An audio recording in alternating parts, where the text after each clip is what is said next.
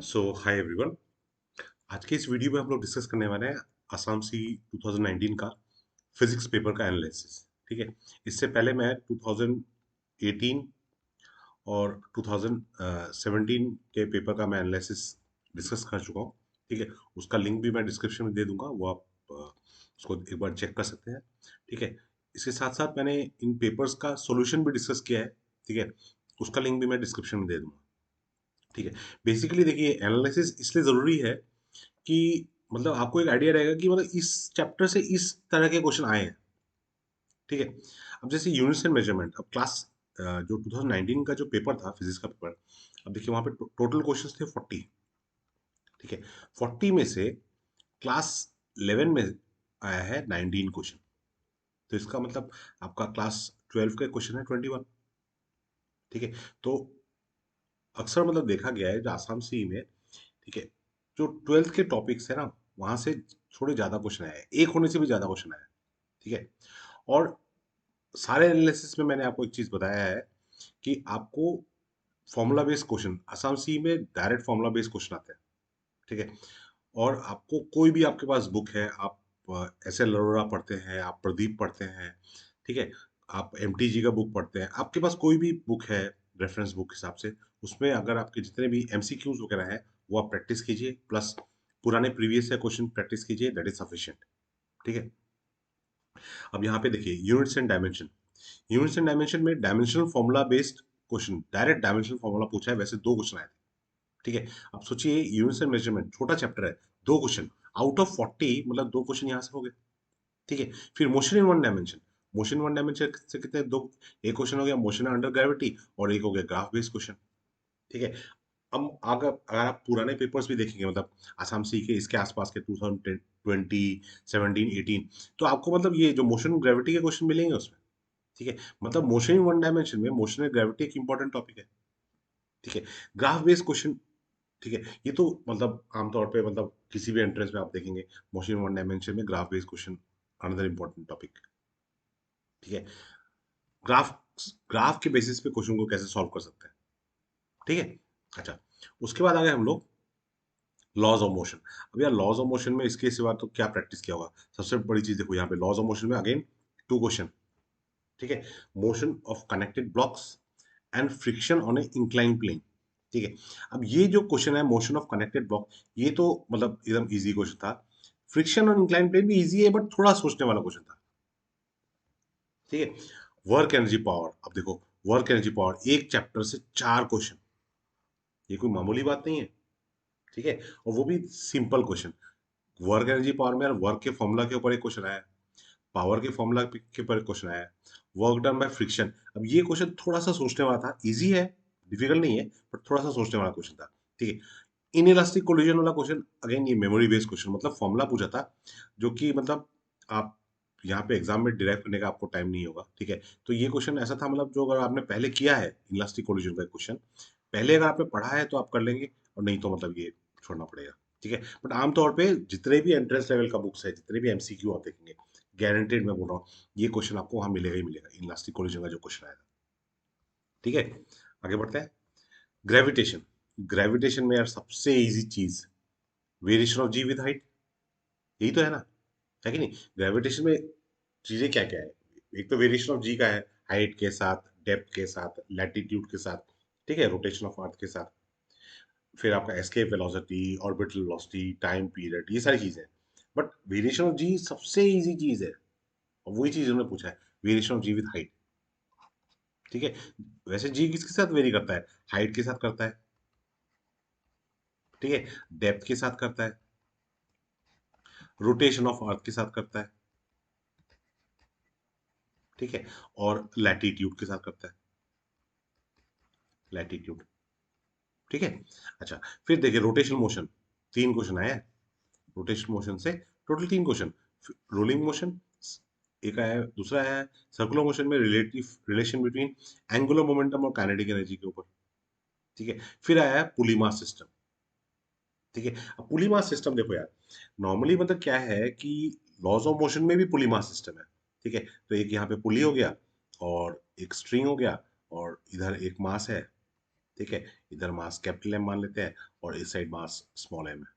ठीक है, अब लॉस ऑफ मोशन में अगर है ना, लॉस ऑफ मोशन में अगर ये क्वेश्चन करना है हमको, तो ये जो पुली होगा ना, ठीक है, ये पुली जो होगा ये मासलेस होगा, ये पुली मासलेस होगा। ठीक है, अगर इसका मास है, अगर इसका मास है, मास गिवन, ठीक है, तब ये क्वेश्चन मतलब रोटेशन मोशन से रिलेटेड है, तब ये क्वेश्चन रोटेशन मोशन से रिलेटेड है। अगर ये मासलेस है तब ये लॉज ऑफ मोशन से रिलेटेड है। ठीक है, तो इसको, इसका सॉल्यूशन भी मैंने डिस्कस किया है, कैसे ट्रिक यूज करके कर सकते हैं। ठीक है, तो वो आप एक बार देख लीजिएगा, आपको डिटेल सॉल्यूशन चाहिए।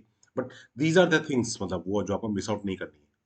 ठीक है, अब ये जो रोलिंग मोशन है, ये भी मैं बोल रहा हूँ, ये थोड़ा सा अगर आपने मतलब हाई सेकेंडरी के से बाहर का चीज आपने नहीं पढ़ा है, तो शायद आपको थोड़ा इसका अंदाजा नहीं होगा। इजी टॉपिक है, बट थोड़ा शायद इसने ये चीज आपने मिस आउट किया होगा।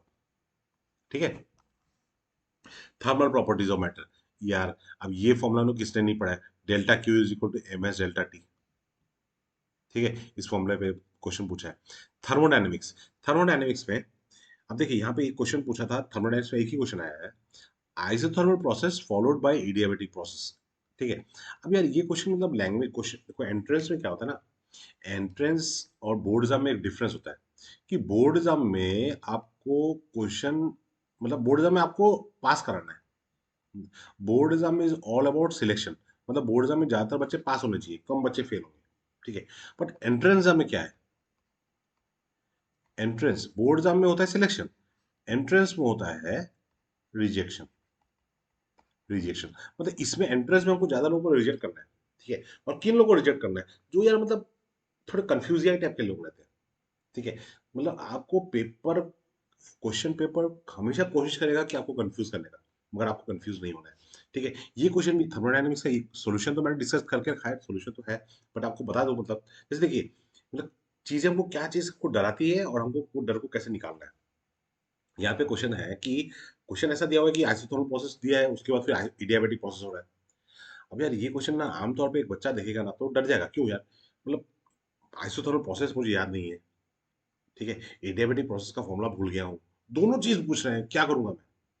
ठीक है, बट अगर थोड़ा समझदारी दिखाई कि यार मैंने तो आइसोथर्मल प्रोसेस और एडियाबेटिक प्रोसेस अलग अलग पढ़ा हुआ था, ठीक है, अलग अलग पढ़ा हुआ था, क्यों ना मैं इसको ट्राई करके देखूं, ये क्वेश्चन गारंटेड हो जाएगा। क्वेश्चन सिंपल है, खाली डराने के लिए दिया हुआ है। ठीक है, वेव्स, नेक्स्ट वेव्स, वेव्स में simple question again, stationary wave in a string, एक ही क्वेश्चन आया वेव से, थर्मोडायनेमिक्स से एक ही क्वेश्चन आया, थर्मल प्रॉपर्टीज ऑफ मैटर से एक ही क्वेश्चन आया, मतलब 3 चैप्टर से सिर्फ 3 क्वेश्चन। मतलब अगर यार मतलब हमको अगर बाकी सब चैप्टर्स में हम लोग थोरो है, तो ये हीट चैप्टर छोड़ भी दिया तो कोई प्रॉब्लम नहीं होगा। मगर मैं आपको सजेस्ट नहीं करूंगा कि आपको हीट चैप्टर छोड़ना है, क्यों, क्योंकि ये थर्मोडायनेमिक्स पार्ट यार आप लोग केमिस्ट्री में पढ़ते हो, पढ़ते हो कि नहीं पढ़ते हो, है कि नहीं। तो थर्मोडायनेमिक्स पार्ट आप जब केमिस्ट्री में पढ़ते हो, तो यार वो चीज़ तो यहाँ पे भी आपका यूज हो गया। ठीक है, काइनेटिक थ्योरी गैसेस थोड़ा अलग रह गया। ठीक है, बट थर्मोडायनेमिक्स तो पढ़ा है। ठीक है, तो वो सेम एफर्ट आपको यहाँ पे लगाना है। ठीक है, वेव्स, अब वेव्स और एसएचएम, अब नॉर्मली यार ये थोड़े, ये ऐसा चैप्टर है जो मतलब थोड़ा इग्नोर किया जाता है, तो अगर इग्नोर कर भी दिया तो कोई बात नहीं। ठीक है, तो अल्टीमेटली देखो इन सबसे मिला के 3 क्वेश्चन ही आया। ठीक है, properties of liquid, properties of liquid, Poiseuille's form equation. अब ये पॉइजन्स इक्वेशन एक ऐसा इक्वेशन है जो एनसीईआरटी में है, बट हम लोग इसको प्रॉपर्टीज ऑफ लिक्विड में देखना, बाकी सब फॉर्मूला आपको याद होगा, पर ये थोड़ा थोड़ा भूल जाते हैं हम लोग। अब वही चीज उन्होंने दे दिया। ठीक है, वही चीज उन्होंने दिया है, स्टोक्स लॉ, ये शायद आपको याद होगा। ठीक है, स्टोक्स लॉ पे मगर ग्राफिकल बेस्ड क्वेश्चन उन्होंने पूछा था, ग्राफिकल क्वेश्चन।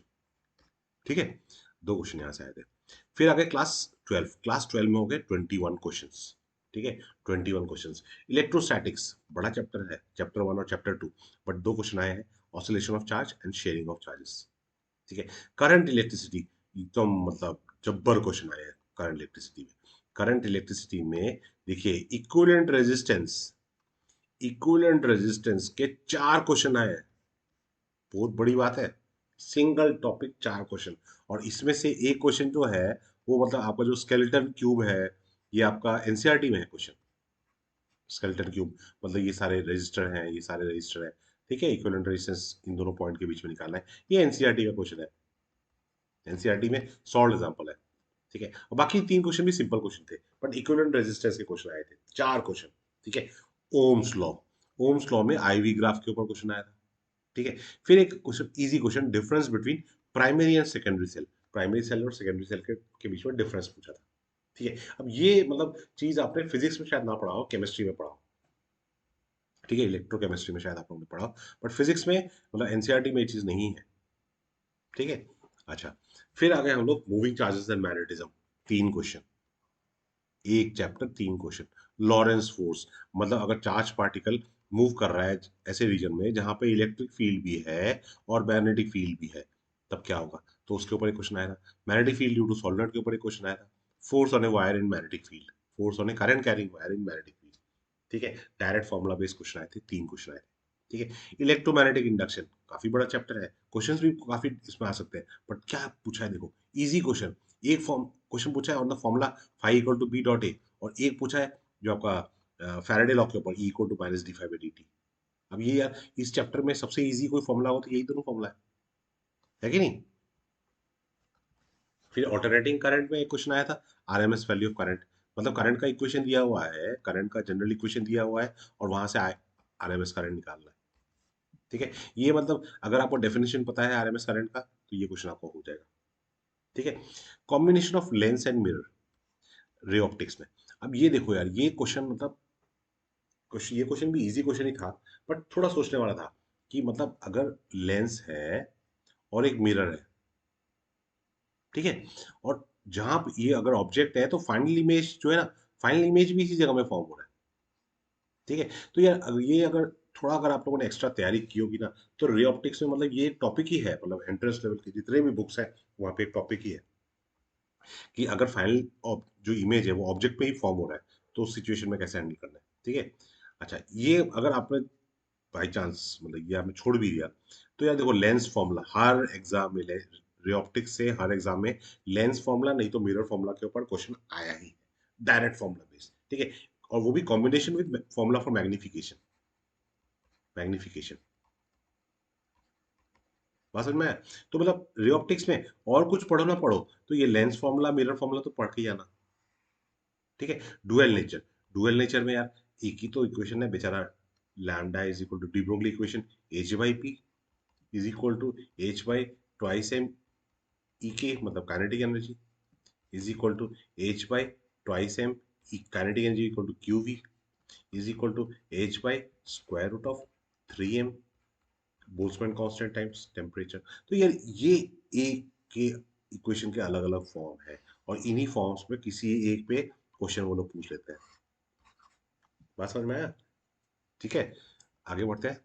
सेमीकंडक्टर्स, सेमीकंडक्टर्स में देखो एक क्वेश्चन पूछा था कॉन्सेप्ट बेस्ड, एनसीईआरटी पढ़ा है, हो जाएगा, variation of conductivity with doping and temperature. ठीक है, फिर truth table of given combination of logic gates. वैसे तो मैंने ये आपको जो सॉल्यूशन वाली वीडियो में मैंने बताया है कि ये दोनों ही क्वेश्चन आपके कॉन्सेप्ट ऑफ फिजिक्स में, कॉन्सेप्ट ऑफ फिजिक्स के सॉल्व क्वेश्चन है, सॉल्व क्वेश्चन है। ठीक है, कॉन्सेप्ट ऑफ फिजिक्स के किस पेज के एग्जैक्टली वो सब मैंने उस वीडियो में डिस्कस किया है। ठीक है, बट फिर भी मैं नहीं बोल रहा हूँ कि आपको कॉन्सेप्ट ऑफ फिजिक्स पूरा लगाना है, अगर आपने अभी तक नहीं लगाया है तो अभी लास्ट मोमेंट में वो लगाने से जरूरत नहीं है। बट मैं बोल रहा हूँ लॉजिक गेट से रिलेटेड आप क्वेश्चन अगर करना चाहते हैं किसी भी एंट्रेंस के लिए, आप लॉजिक गेट से क्वेश्चन अगर करना चाहते हैं, तो मेरा तो सजेशन है कुछ और ना करें, एटलीस्ट कुछ और ना करें वो नहीं बोलूंगा, बट एटलीस्ट एनसीईआरटी के जो लॉजिक गेट से क्वेश्चन है ना, एक्सरसाइज के क्वेश्चन है, वो कर लो। ठीक है, communication system, size of antenna और वेवलेंथ ऑफ सिग्नल के बीच में रिलेशन है। ठीक है, ये भी अगर एनसीईआरटी पढ़ा है तो डायरेक्ट मतलब कुछ भी सोचने का जरूरत नहीं है, डायरेक्ट आंसर बता देंगे। ठीक है, एटम्स में, एटम्स में यार एटम चैप्टर में एक ही चीज तो है, बोर एटम मॉडल, और उसमें उन्होंने पूछ लिया एक्सप्रेशन फॉर रेडियस के ऊपर। ठीक है, मतलब बोर एटम मॉडल हमको अच्छी तरह से पढ़ना है, एटम्स में और कुछ पढ़े ना पढ़े हम लोग को बोर एटम मॉडल तो पढ़ना ही है। ठीक है, तो ये एक डिस्कशन हो गया आपका 2019 के पेपर का। ठीक है, तो आपको मतलब ये जो सारे एनालिसिस है ना, इससे आपको ये चीज होना चाहिए कि आपको एक अंदाजा हो कि यार चैप्टर तो पढ़ रहा हूँ मगर चैप्टर में किस लेवल के क्वेश्चंस करने हैं। ठीक है, सो होप ये सब वीडियो आपके लिए बेनिफिशियल हो। My best wishes, good luck.